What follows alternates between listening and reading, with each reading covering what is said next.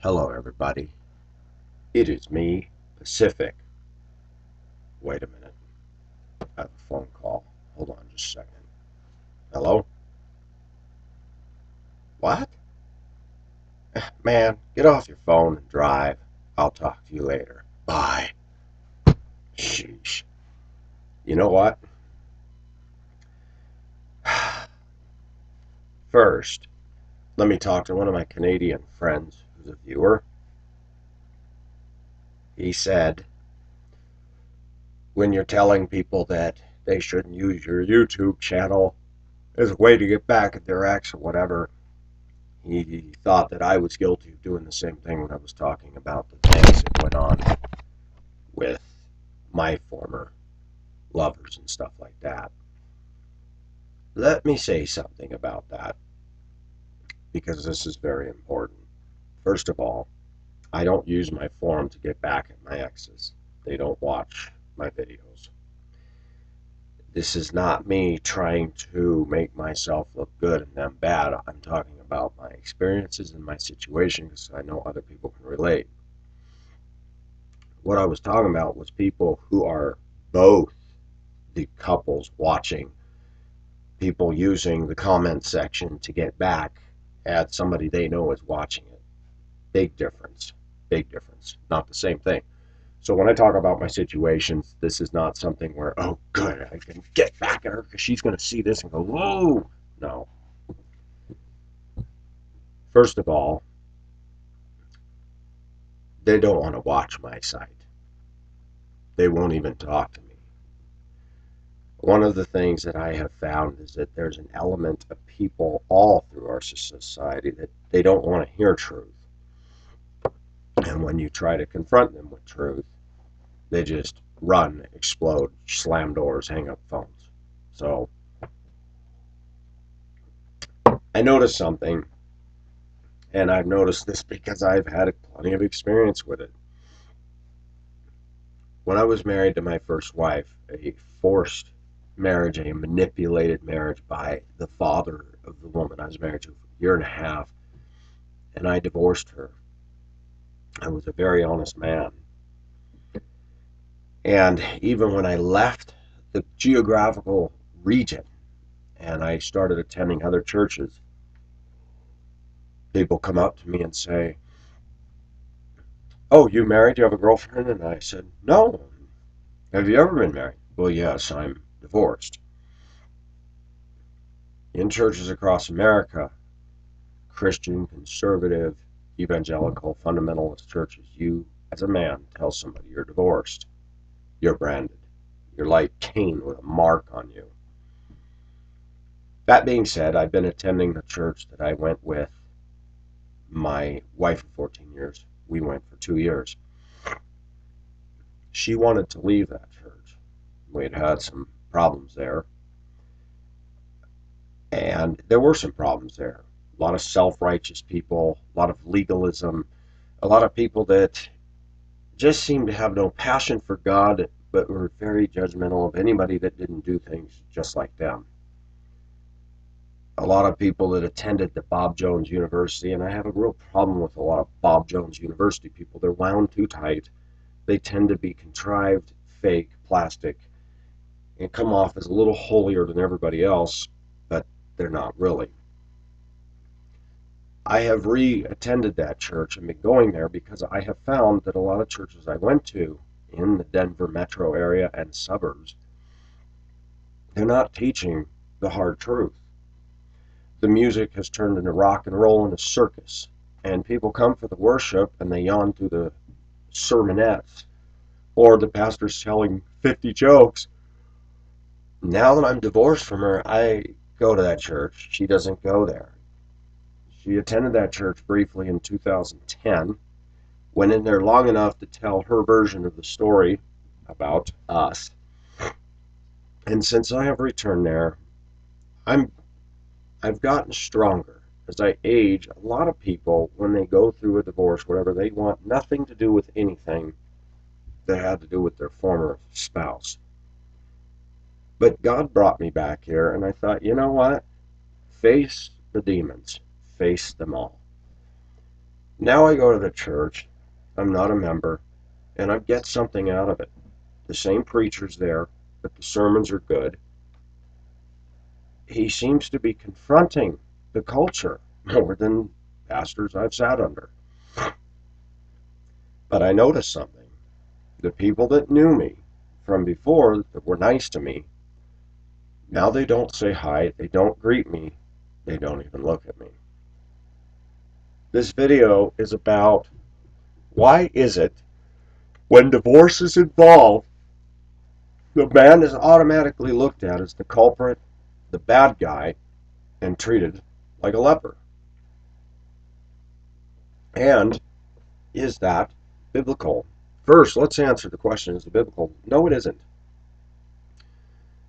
First of all, one of the things that the church hugely ignores in American society today is let every matter be established 2 or 3 witnesses. In our female-dominated feminist society, feminism has not just crept into the church, but it has taken over the church at large. When a woman says something, it's automatically believed to be true, especially by other females.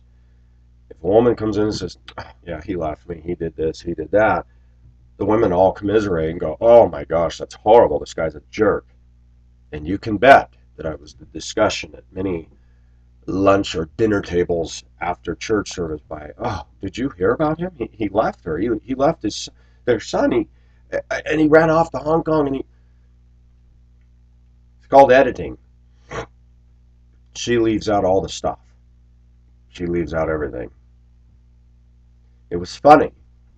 When I dated the Korean gal, I know that she had gone back and told everybody that I had gotten involved with a woman overseas. So when I started going to church, people who knew me before, they were staring, and I caught them, and I'd turn around and look, and they'd look away, and I thought, yeah, I caught you. But there were some nice people there. There still are some nice people there. A lot of people that I don't know from before, they've come up and welcomed me, and it's like, well, that's good. At least people are, you know. And I'm honest. Some people have come up and said, you know, you look awfully familiar. And I said, yes, I attended here a long time ago. Well, weren't you married with a kid? And I said, yes, I was. And soon after that, they stopped talking. But let's get to something. So I'm dating the Korean gal, and one guy who does the prayer in our Sunday school class, I knew him from before. I didn't really chat with him, but I'd say hello. He'd say, he went up to the Korean gal, he says, where are you from? She says, New York. And he's kind of looking at her like, oh. And she even looked at me and says, he's flat out thinking I'm from another country. Doesn't realize I'm born here. So she said, I'm actually born in the U.S. So they asked the last time, well, when I returned, we went there briefly and then a few times, and then we visited other churches, and then I came back a couple months ago myself, and he asked, he says, what happened? I said, she moved on. You know, I'm not going to get into it with him. Oh, did she go back to Asia? She's not from Asia. And it dawned on me, you know that the people who knew you are talking and saying, well, you know, he married somebody from over there. What's really funny, though, is I have said nothing. I have said absolutely nothing about any of that. They know I went to Hong Kong. They know I was overseas, but I have not said anything. I thought, you know what? If people want to know my business, all they have to do is ask me, and I'll be more than happy to tell them. But there's couples there that are about our age that they're not what I would call the kind of people that I envy or emulate or want to be like. They're typical middle-class church attendee people. They set up the microphones. She sings in the choir. Her husband, they're always serving and doing this, but they kind of come off as plastic and fake. Last weekend, there was a Sunday school class. I walked right in. I looked them right in the eye. They avoided eye contact. I said, "Good morning." Hi. When I was married, they talked to me. Now they don't. And I'll tell you what, it bothered me. Everything in me wanted to say, you know what? We all got to be in this combined Sunday school class, and I got to be with these other couples. And I thought, no, you sit in here and you hold your head up and let them bring the judgment of God upon themselves for sitting there mentally going, oh, look, he's in here.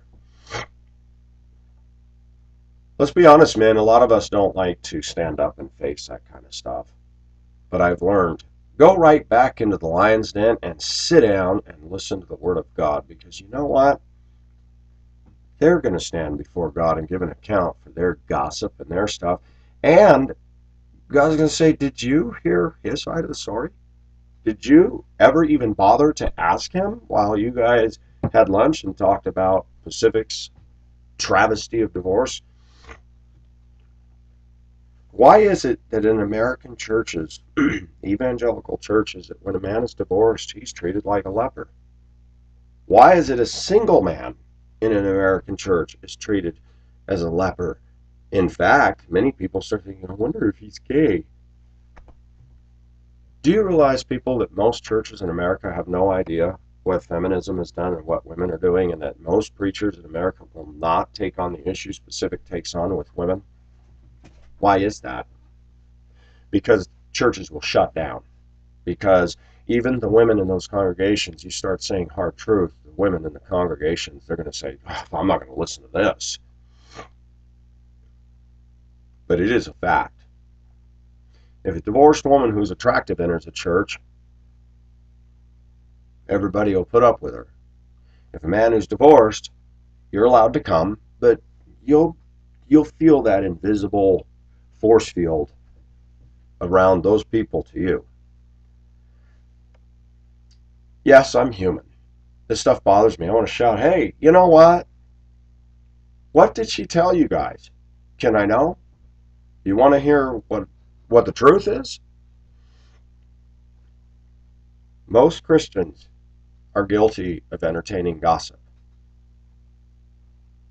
Most Christians do not listen to both sides of the story.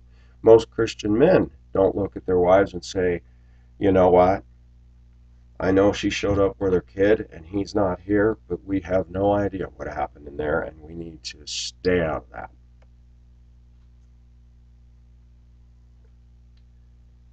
The old joke about women in a hen house is so true. It goes on in churches too. Women will judge a man who's divorced, especially women who faithfully stayed by their husband. They won't look at their materialism. They won't look at all their Christian discrepancies and their own unbiblical ways and their own struggle with their sins. Divorce has been so magnified in our culture, in Christian culture, that people are treated with a stigma. That same church and other churches I've been to said, well, you're divorced. You're not allowed to serve in the church here. I was told that at that church. And yet they called on me to drive the bus because they couldn't find anybody else to drive it. And I thought to myself, and it's in their church bylaws, somewhere it says, if you're divorced and you're a Christian man and you're divorced from a Christian wife, you cannot serve, cannot teach, cannot do this. But I thought, isn't that funny? They can't find a bus driver, but they'll call on me. So need changes the rules a little bit. I understand why some churches have the biblical mandate that a divorced man should not be in the pastorate. I tend to agree with that. But there's no reason a man cannot teach a class and impart to couples what he's learned from all of his mistakes. Oftentimes, I have met a lot of Christians who think they've never sinned, they've been faithful to their wife, and they're poor at counseling. They give pat answers, they give contrived answers, they bludgeon people with Scripture. Now, we need to use Scripture, don't get me wrong. But some people come out of counseling with people who've never experienced the darker side of life, and they just feel like, you know what, this just isn't going to do it for me. People are more willing to listen to somebody who's learned from all of his failures and deals with the real issues and does not beat around the bush. I know I am. But women tend to believe when a man is divorced, they treat him like a leper. That is a fact, at least in a Christian evangelical setting. Not only is that unbiblical, they're judging without knowing all of the facts. They're playing God on the situation. They stand on dangerous ground. It's funny. When I do meet other divorced women, we tend to get along because we've all been through that crapola. I don't seem to get real close to couples who have been married, who never sinned, this and that. It's not going to happen. And people would say, well, do you think those couples are self-righteous because they have lived obedient, at least in some areas? And I said, yes, sometimes they are. I know a lot of couples personally that their marriages are not good. They're tense with each other, they play the game, they make it all look good, and then they judge other people for being divorced. But they themselves, there's no warmth, passion, love in their marriage. If there was, why is the wife a rabid materialist? Why is he a workaholic? Why? You know, sometimes Christianity in the U.S. has more veneer form than it does hardwood underneath. Feminism has definitely affected people in the church. That is why pastors seldom deal with the dress issue of today's women. That is why pastors refuse to talk about feminism and talk about the attitude, mentality, and the women taking on their men. They won't talk about it. By and large, they just won't do it. Men in the pulpit have been bullied backwards by feminism. They won't take it on, as a rule. I've never heard it. Listen to sermons, guys. Go into churches and listen to how many times jokes are made against men, how many times men in a sermon talking about men and lust and pornography and masturbation, all this other stuff. But strangely, the only thing they will say towards women is don't gossip. They won't talk about the TV shows they're watching. They won't talk about the way they're dressing. They won't talk about the way they're running down men. They won't talk about any of that stuff.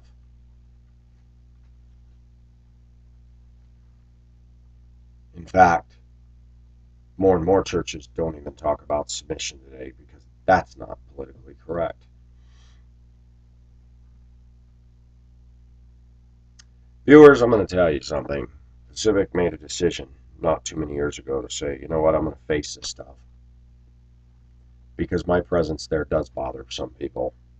What is he doing in here? I'm like, boy, did I commit a crime here? Did I kill and murder somebody? Why am I being treated like somebody on death row? I'm a nice guy. I work hard. I love and care for my son. The problem with women in our society is anytime a female and a child is involved, the man's just thrown under the bus. Oh, he left his wife and child. Oh my gosh. I didn't leave my child. Because of the divorce, I left her. There are people that believe that you should stay together for the sake of the children. I don't share that belief. If there's no love, if there's nothing but friction and problems, and things are not going to be worked out, to stay is to also cause more damage to the children. I look at the folks that adopted me. There is no love between the two of them. None at all. I didn't see it then, and from what I've heard now, still doesn't exist. She put him in a separate building or something, added on to the back of the house, and I just go, are you serious? But they go through the motions to the public world at large in their Catholic Church world that We're married. I grew up seeing no love towards me, them towards each other, her pushing him away every time he did try to hug her. Women are not very nice. And I often thought, why don't they just get a divorce instead of playing this game? And now they're too old. And it's pathetic. Sometimes staying in a marriage can model worse behavior than just leaving it, because us children can see right through the baloney the parents think they're buffaloing us with. One of the comments that was made in a trailer made for me, in a world where no one is genuine. I've become genuine because I've grown up with so much fake pretentiousness, contrivedness, plastic. I listen to commercials on the radio when I'm in the bus, and I listen to how cheesy they are. Oh, really? You mean I can say big? Oh, wow! And I'm like, who does that? Who talks like that? And I listen to commercials, and they're so completely foreign to reality. And then I started thinking, are they? You think a lot of women are plastic? You think they haven't heard this over and over, that they've become just like what they're listening to? Yeah, they have. It's tough when people shun and ignore you. But it takes guts for all of us to stand up and say, you know what? My presence will be here as long as God dictates. And one day I will move on. Meanwhile, I can sit here and you guys are going to have to deal with it. I don't fraternize with the people there. I have no reason to. I'm not there to get close to those kind of people because they are game players. I've also noticed a lot of women and men born and raised in Christian homes don't seem to have fire and passion. They've become religious. We do the same thing over and over. They have no passion. They're materialistic. They gossip. Their Christianity is very shallow. They don't have a fire for God, but they're used to doing ritual. And I find that the people who are not born and raised in Christian homes tend to be bolder in their witness, bolder in standing up for the truth. And I'd rather be around them than the ones born and raised in Christian homes that were insular and we never did that. And I heard a preacher at a church that I'd gone to last summer talking about how when he was a child, his father, they stopped at a truck stop. And the first thing the preacher did, there's a truck driver sitting right in front of me. I knew the man, he was a trucker. And the preacher says, first of all, I can't stand truck stops. You know, they're sleazy, they're slimy, they're gross. And I'm like, whoa, whoa, whoa, whoa. When I came down through Montana last year, coming from Hong Kong, coming back home to Washington and deciding to move down to Colorado, I stopped in truck stops. The food was good, the waitresses were nice. I didn't find them to be slimy at all. In fact, I hate to say it, I felt quite comfortable in there because I thought this is where the real people are. People are driving trucks, people who make a living. And the preacher went on to tell the story how his dad walked over to two truckers that were talking to each other using language. And he says, my children are hearing this, you shouldn't talk like that. And the preacher says, I was so proud of my dad because then he witnessed to him. And I thought, okay, now maybe the Holy Spirit did something there. But I know a lot of Christians that want to go into a den of what they consider darkness. Ooh, the scary truck stop. And then they're going to go in there and tell everybody how to live. I'm going to tell you something. That is not our place. If you don't feel comfortable in a truck stop, don't go in there and start criticizing everybody for using language. It's a trucker's world. I was at another church in Denver years ago where a guy said his car broke down and they were stuck in a truck stop for hours and how uncomfortable he felt. This is a guy who wears a suit and tie and goes, how you doing today? I'm doing well. You know, fake. He was from the South. And I made a comment directly to the teacher and I said, you need to address this. I work at a truck dealership. Truckers come in and buy trucks. And I don't appreciate the comments being made that truckers are some sort of Neanderthal, scary, creepy, Satan-infested people. He smiled at me and says, Well, that's out of his comfort zone. I said, well, maybe you all need to get out of your comfort zone because I'm in here and I don't feel comfortable with you suits and ties that have no concept of the rest of the real underbelly of America and all these so-called evil truckers that are delivering the goods and the very suits and ties you're wearing. Did you ever think about that? Boom, silence. Sometimes Christians really bother me. People ask me when I came back to the States, did you feel the spiritual darkness in Hong Kong? I said, no. I said, I sensed that people were lost. I sensed that they believe in Buddha and stuff, but I said, I didn't feel this oppressive cloud hanging over me. Well, why not? They believe in false religion. I said, Americans believe in false religion. They believe in themselves. They believe in materialism, believe in Hollywood, believe in the liberal media. I said, even Christians. They have no power. They have no clout in this country. They go to church. They can argue doctrine, but when you look at their daily lives, they live no different than the world around them. And we're sitting there getting all bent out of shape over, oh, I wouldn't want to be in Tibet. That's really scary. I would love to be in Tibet.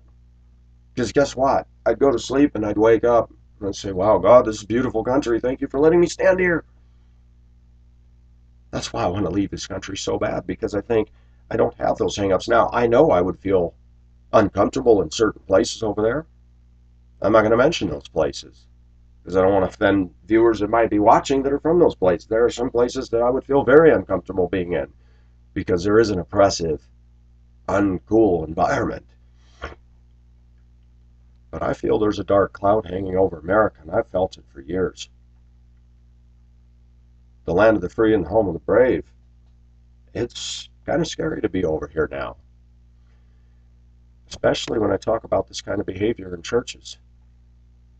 But yes, the preacher went on to say, make fun of, make comments to a congregation that was lily white, who lives in middle class suburbia, and they were all laughing.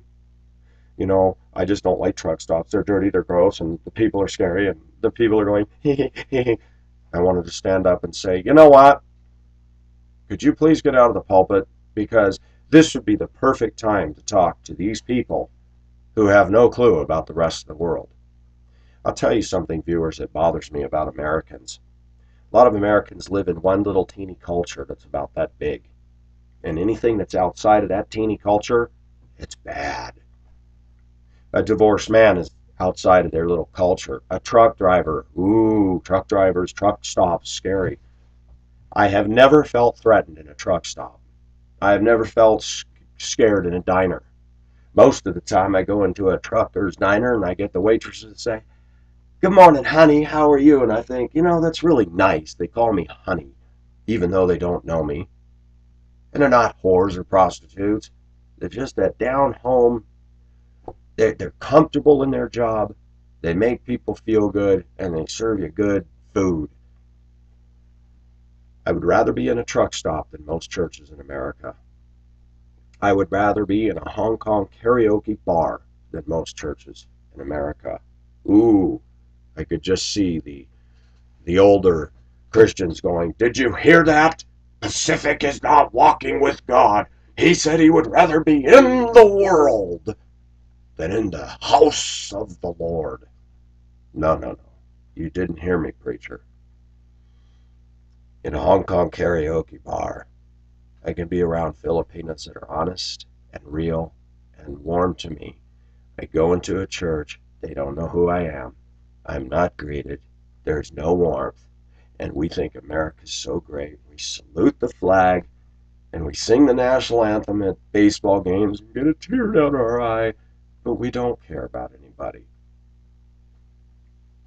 Churches have become tombs.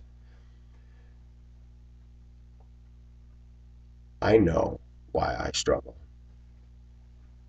Now, it's going to sound like I'm projecting and blaming viewers, but I've really been looking at why I have some of the problems I have. I make my own choices out of my own flesh and sinful tendencies. It's hard to put to death things in our life when you don't have community, you don't have love, support, and it's really hard when you go to church on Sunday morning and they're ghost towns. When you go into a church and you can hear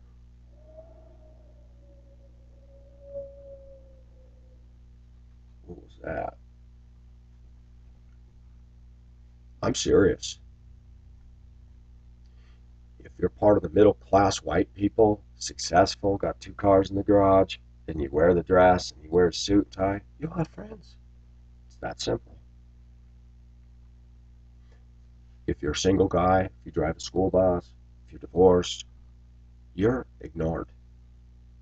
Is that biblical? No, it isn't. You cannot find that in Scripture anywhere. I remember hearing a man in Duluth, Minnesota, and I'm going to say his name is John because he'll never watch videos. That was his name. Norwegian guy, bald, big, tall, strapping man, talked in a deep voice. I knew him. I knew him well. He never had anything against me. In fact, I bought a set of old Encyclopedia Britannicas from him way back when because they looked good under this beautiful hardwood table that I had. I heard him say something that just shocked me. He says, I don't hang out with unbelievers. I don't talk to them. I don't hang out with them. And I said, how did somebody reach you with the gospel? He didn't answer me. There are Christians that actually think that they get up every day and they think because their materialistic life is so comfortable, everything's comfy for them, and they go to church and they feel good with each other, they actually think they're walking with God. They actually think, oh, I've got the blessings of God and I'm airtight and I'm good and I'm just comfortable. You cannot look them in the eye and say, you know what, you're probably in more disobedience than the dude sitting over there that just came out of a truck stop that is divorced and has had a lot of failures in his life. You could never tell them that. They wouldn't believe it. I like what that preacher said last weekend. The one that was supposed to fly Flight 11. The first plane hit the trade towers, but got bumped off in 24 hours by a more senior officer. He said Americans are really good about feeling good about themselves, even though they really should have no reason to feel good about themselves. He talked about the whole self-esteem movement, that's been pushed so hard that people can live in sin and feel good about it. That women can strip off all their clothes and go, I feel very comfortable with my body. Of course you do. All the men are going, wow, you're beautiful, you're gorgeous. Of course you're eating that up like a dog eating, biscuits and gravy off the floor. I mean, that's no brainer there, lady. To say you're confident with your body when all the men are going, wow, you're gorgeous, you're beautiful. Of course you do.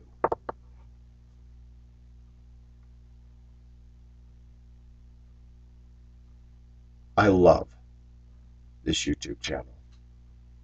It has grown on me. I look forward to it because we're dealing with real issues. I wish the numbers were bigger, but somebody told me that the numbers that actually show up, number of views, there actually could be a lot more than that. But I don't know. Maybe you viewers can tell me that. I really want to go mainstream with this, where people, whether they agree or not, are tuning in. More people that I meet on this road of life, whether they're an atheist, a Buddhist, Muslim, or an agnostic, I find a lot of people are writing me from all walks of life saying, I'm this, but I agree with you on the subject 100%. Most Christians I know in America will not have those people saying, I agree with you 100% on these issues. They won't do it. Most people I know that are not Christians say, I don't even want to be around those people. The Bible tells me what I get from Jesus is that Jesus was very real. I'm sorry, Jesus didn't put on a suit and tie and his pressed attire and walk around and, I'm doing well. I believe Jesus was genuine. He hung out, and this is something the American modern cultural Christian church today, let me say that one more time, Christian, cultural Christians, not biblical Christians, cultural Christians. Even the people at the church I go to, they're cultural Christians. Why? Because they're just like the world around them. There is no difference. They smile more, their life is good, and they inject a little God bumper sticker here and there and inject a little God serum. Oh, yep, I'm at church this weekend. I'm into the Lord. Yep, you got your daily dose of religious shot. Keep those needles away from me, please. But they're not real. They're not world changers. They're not out there talking about this stuff. I'm going to say something. This is because of God, not because of Pacific. God has allowed this crazy man, this person who's failed, to reach more people for Christ, true conversions, than any of these people that so-called live the self-righteous, I never got divorced, I never had an affair, I dotted my I's and I crossed my T's, and I'm religious, Sally self-righteous. You know, I've never heard them say they got to lead somebody to Christ. I've never heard them say that they're actually impacting people and causing enough stir up where people are actually getting mad at them because they're standing on the truth. No, they live comfortable lives. They bought into political correctness. Well, we don't want to rock the boat now. Oh, why not? Jesus didn't just rock it. He poked a hole in it. Said, yeah, that's sinking over there. Jesus, you just poked a hole in that shit. Yep, that needs to sink. When Jesus spoke the truth, it sunk a lot of ships. And people in this culture don't like to do that. They don't like to do it at all. Like I said, the feminists will stand up. Muslims will stand up. Homosexuals will stand up. Hillary Clinton has no shame. Nancy Pelosi, Obama, they're wrecking balls. The liberals are wrecking balls, and they're proud of what they're doing. And Christians, they don't want to offend. They don't want to talk about Jesus. They don't want to talk about controversy. In fact, I've been around other Christians where I start opening up and I start applying the turbocharger to what I have to say, and I just watch them go, ooh, ooh. Fear, huh? I don't think you're serving the Lord now. I really don't. Because if you got all this fear in you, I think you might have a religious spirit, but not a relationship. Or if you do, you're putting it under a basket instead of letting your light shine. We have a problem in this country. I like this video thing that I do because I like to be able to freely talk about this stuff. I can't talk about this in church. Nobody's going to listen. The beautiful thing about YouTube is if people don't like what I have to say, there's something called an off switch or a click the X and you're out of there. You don't want to hear me? You can go. The other beautiful thing is I get to say what I've always wanted to say. It would take too much time to write it out.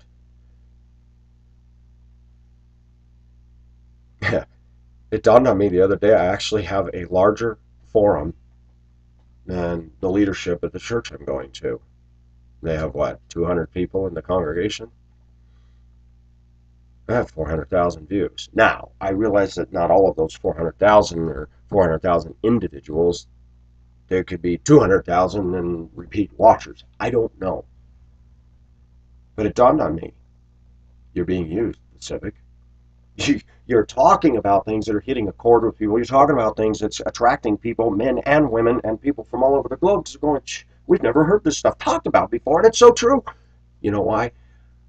People are hungry for truth. People are tired of BS. People are tired of lies. People are tired of the same old media promoting the same old garbage and political correctness. And America's a grid. And if you don't fit into that grid, it's awful. Pacific is never going to start a church. So I hate to burst your bubble, folks. I don't feel qualified to do that, and I'm not going to do it. But I will definitely talk about issues as long as I can. I feel free when I talk about these issues. I feel good, and I love getting the comments, and I like reading people who say, I'm so glad I found this channel because I don't hear this kind of stuff. That's sad, isn't it? Why aren't we hearing this stuff in church? Preachers have the most powerful thing in the world. They don't have the military, they don't have this, but they got the ability to speak the truth. In America, they're scared. But we got C3501 tax exempt service. We can't say anything. Well, get rid of your tax exempt service then. If you cannot boldly declare the truth of God and truths about issues, and you ignore all this stuff, you're not fulfilling the calling of God. Sorry, I don't care if you've got 400 million people going to your church and buying your books, and I don't care. If you refuse to take on the controversial issues and speak to the people and start confronting and convicting them, you're not doing the will of God. I'm tired of preachers that are comfortable, I'm going to name them, like Stanley and others that have a huge following in television and radio programs, they're not convicting people. It's feel good. God loves you. God has a wonderful plan for you. I've heard that so many times, I want to throw up. God's plan is for us to be transformed in the image of Christ. God does love us, but they hold this plan out there like, ooh, I can have a nice house, a nice car, because God has a plan. No, that's not what it's talking about. We've got several millions and millions of Christians in the U.S. that live a comfortable lifestyle. They have no power. Nobody wants to listen to what they have to say because they're fake, they're plastic, and they live no different than the world around them. And those people judge me because I'm divorced. Maybe I'm getting a teeny bit of an ego, or maybe my eyes are being opened, but I look at them and go, I wonder how many viewers they have. I'm starting to do that. Viewers, forgive me. I'm not being arrogant, I don't think. I'm starting to get perspective and going, how many people are listening to what they have to say? How many people are looking in on their lives and actually being transformed and changed and challenged? None.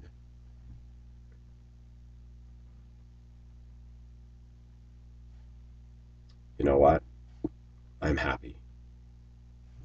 This is Pacific, signing off. I like speaking truth. And thank you for supporting me, viewers. I appreciate that. This is Pacific, signing off. Bye-bye.